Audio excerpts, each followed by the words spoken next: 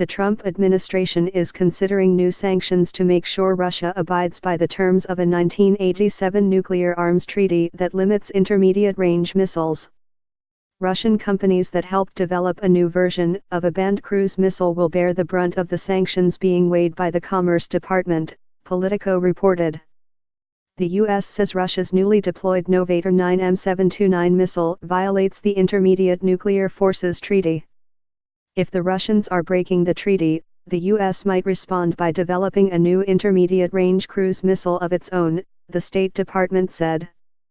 Russian President Vladimir Putin denies his country is violating the agreement, which requires the U.S. and Russia to give up ground-launched ballistic and cruise missiles with ranges of 311 to 3,421 miles.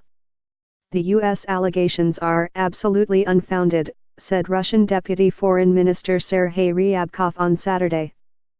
They are not supported by the technical characteristics of the launch installation, which allegedly does not comply with the treaty, or by flight telemetry data. Nothing. The issue adds further tension to relations between Moscow and Washington, already beset by challenges reaching back to Russia's 2014 seizure of Crimea from Ukraine.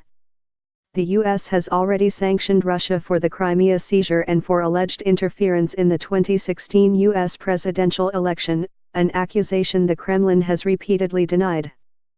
It's time for American politicians and diplomats to understand that economic and military pressure on Russia will not work, Ryabkov said.